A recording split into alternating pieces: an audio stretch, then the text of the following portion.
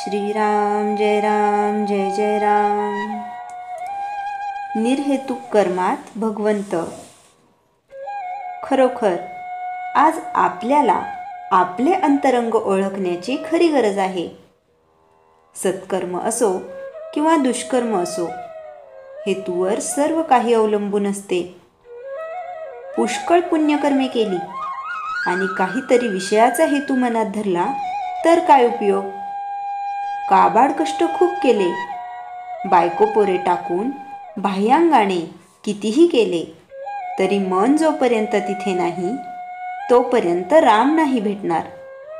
मनाला भगवंताची तळमळ लागली तरच त्याचा उपयोग।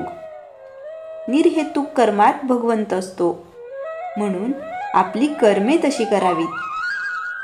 खरे पाहता प्रापंचिका एवढे काबाड कष्ट साधकाला पारमार्थिकाला नसतात। प्रपंचाच्या काबाड कष्टांपेक्षा निम्म्याने जरी भगवंताकरता केले तरी खूप फायदा पदरात पडेल। ज्या स्थितीत भगवंताने आपल्याला ठेवले त्या परिस्थितीतून त्याला ओळखणे सहज शक्य आहे। पण आपण विषयाकडे दृष्टी ठेवून कर्मे करतो आणि भगवंत भेटत नाही म्हणून दुःखी होतो। याला काय करावे?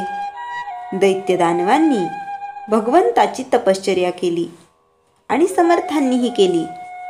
दानवांनी हेतू धरून केली, त्यामुळे त्यांना हेतूचा विषयाचा लाभ झाला, परंतु भगवंत अंतरला। याउलट समर्थांना भगवंताशिवाय दुसरा कशाचाही लाभ नको होता, त्या लाभातच त्यांनी सर्वस्व मानले। उत्कट प्रेमामुळे भगवंताचा ध्यास लागतो। भगवंताला पाहून तू भेटलास, आता मला काही नको अशी वृत्ती झाली पाहिजे, तरच मीपणा मरेल। भगवंताचा हात पुढे आहेच, आपलाच हात त्याच्यापर्यंत पोहोचत नाही। बुद्धीपेक्षा आणि पैशापेक्षा सदाचरणाचे वजन जास्त असते। सदाचरण असून भगवंताची निष्ठा असेल आणि आहे त्या परिस्थितीत समाधान ठेवण्याची सवय असेल तर प्रापंचिक सुख लाभते। सुख हे कुठून उत्पन्न करायचे नसून ते आपल्या वृत्तीमध्येच असते। मी भगवंताचा आहे, तसेच सर्वजण भगवंताचे आहेत, म्हणून भगवंतावर प्रेम केले की सर्व जगावर प्रेम बसेल।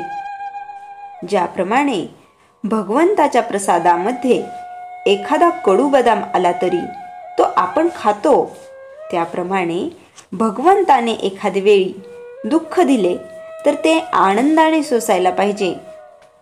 चिकित्सा थोडी बाजूला ठेवून भगवंताचे आपण स्मरण करावे। अंतःकरणाची शुद्धी नामाशिवाय नाही होणार। नामापरते काही नाही, हे एकदाच ज्याच्या मनाने घेतले त्याला दुसरे काही सांगावे लागत नाही। मीठ म्हणून जरी साखर खाल्ली तरी साखरेची गोडी आल्याशिवाय राहत नाही। त्याप्रमाणे कोणत्याही परिस्थितीत जरी नाम घेतले तरी ते आपल्याला तारकच ठरेल यात शंका नाही।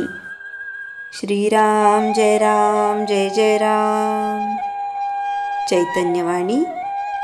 ज्याच्या मागे उपासनेचा जोर आहे तोच जगात खरे काम करतो। श्रीराम जय जय राम।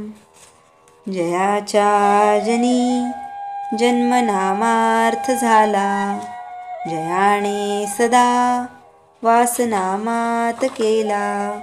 जयाच्या मुखी सर्वदा नाम कीर्ती, नमस्कार त्या ब्रह्मचैतन्य मूर्ती।